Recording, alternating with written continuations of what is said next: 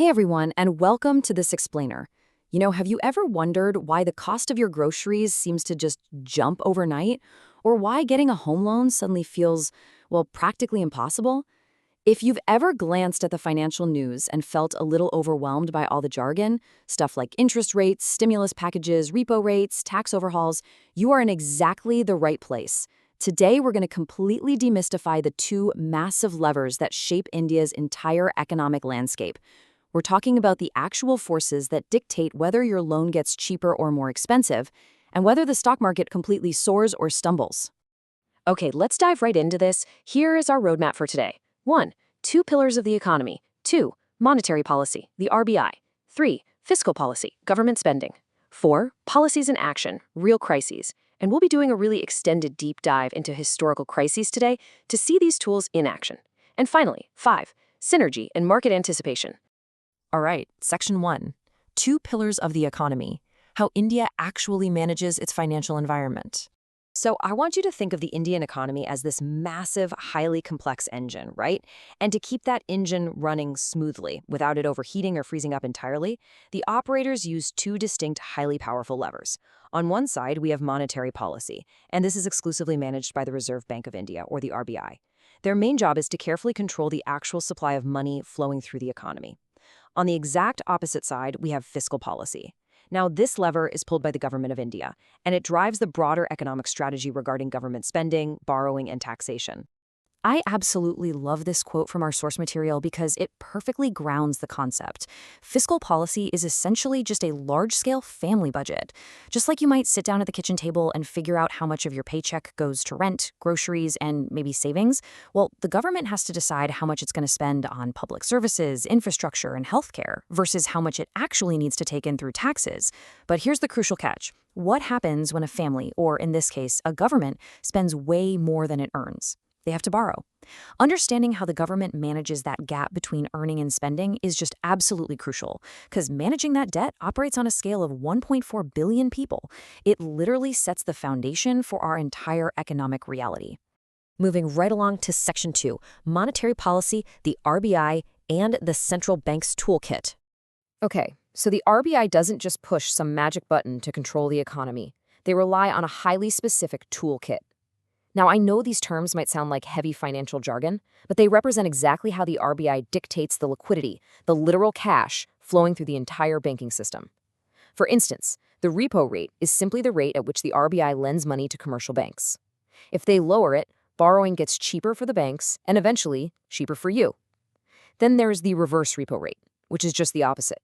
It's the rate banks earn when they safely park their excess cash with the RBI. We also have the cash reserve ratio, or CRR. This is the chunk of a bank's total deposits that they're legally required to keep safely locked up in cash. But the toolkit goes even deeper than that. The statutory liquidity ratio, or SLR, requires banks to maintain a certain percentage of their deposits in safe, highly liquid assets, think gold or government bonds, just to ensure they always have a safety net.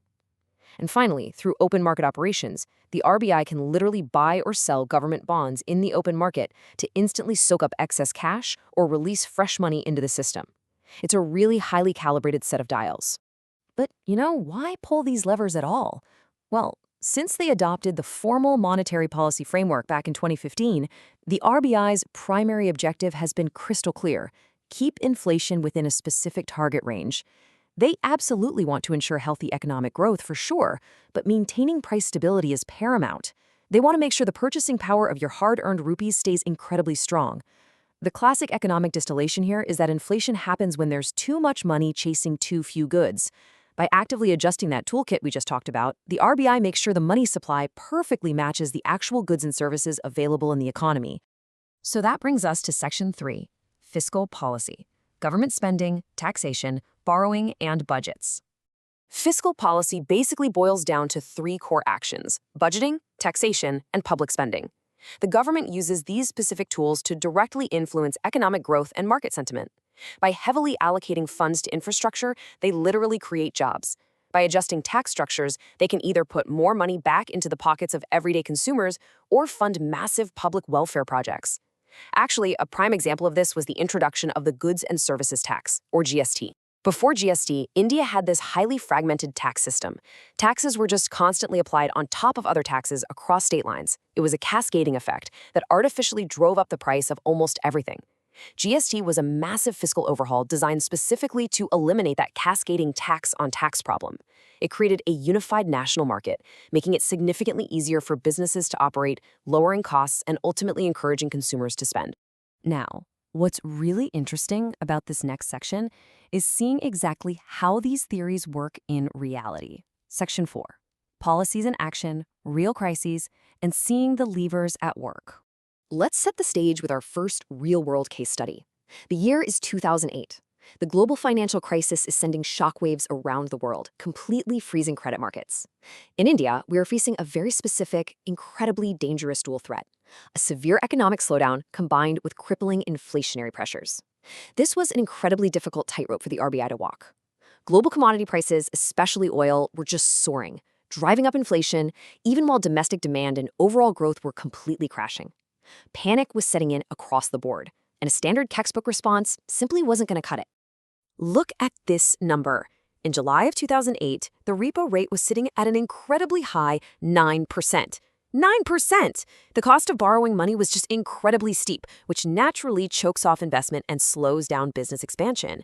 It was a firm defensive posture against inflation, but the RBI knew that leaving the rate that high during a total global meltdown would completely choke the Indian economy, driving businesses straight into the ground. So what did they do? By March of 2009, they aggressively slashed that repo rate all the way down to 4.75%. It was a massive, sudden drop. And alongside this, they dramatically reduced that cash reserve ratio we talked about earlier. By taking these two actions simultaneously, the RBI essentially flooded the commercial banking system with vital liquidity. They made it incredibly cheap for banks to borrow money, and they gave banks more of their own cash back to lend out. And what did the banks do with that money? Well, they kept businesses from going under during a complete global credit freeze, they successfully stimulated the domestic economy, kept companies paying their employees, and ultimately kept India afloat during a period of intense global uncertainty. Now let's pivot to a much more recent crisis to watch the government's fiscal lever go to work: the COVID-19 pandemic. When global lockdowns hit, the economy didn't just slow down. In many sectors, it completely abruptly stopped. This was unprecedented. Supply chains vanished, and millions lost their income overnight. The RBI stepped in with monetary help, of course, but the government had to initiate a massive historic fiscal stimulus to prevent a total economic collapse. Let's move to and see how this builds across the timeline. The government couldn't just rely on one single action. They rolled out a highly strategic, phased attack. Phase 1 focused purely on survival, right? Providing direct cash transfers and food grain allocations to the most vulnerable populations just to mitigate immediate panic and starvation. Then, Phase 2 introduced loan moratoriums and credit guarantees. This gave desperately struggling businesses, especially smaller enterprises, and everyday folks critical breathing room on their mounting debts. Phase 3 brought in targeted tax relief measures, intentionally leaving more working capital in the hands of employers so they wouldn't have to lay off their workforce. And finally, Phase 4 represented a massive surge in public spending, specifically targeting healthcare infrastructure, the vaccine rollout, and long-term social welfare. You see, this wasn't just about immediate crisis management. It was about laying the bedrock for a robust, confident, and sustained economic recovery. Which brings us to Section 5, Synergy and Market Anticipation, or Predicting the Future. And this brilliantly illustrates the real secret to understanding the economy. These two massive levers, monetary and fiscal, absolutely do not operate in a vacuum. It's the ultimate high-stakes balancing act. Let's say the government decides to go on a massive fiscal spending spree to build new highways, airports, and hospitals. This significantly boosts demand, creates millions of jobs, and is generally great for economic growth. But all that new money flowing into the pockets of workers and contractors drives up demand for goods. That surging demand can quickly lead to inflation, with prices for everyday items soaring out of control. To counter this consequence, the RBI might have to step in and tighten monetary policy, deliberately raising interest rates to cool things back down. It's this constant, highly delicate dance of coordination between the central bank and the government. And I want to make sure we connect this directly back to you. This isn't just dry macroeconomic theory happening in some boardroom in Mumbai or New Delhi. It dictates your financial reality every single day. When the RBI adjusts rates, your car loan and home loan EMIs change immediately. To give you a highly specific example, if you are planning to buy a house, a simple 1% drop in the repo rate could mean hundreds of thousands of rupees saved over the life of a 20-year EMI.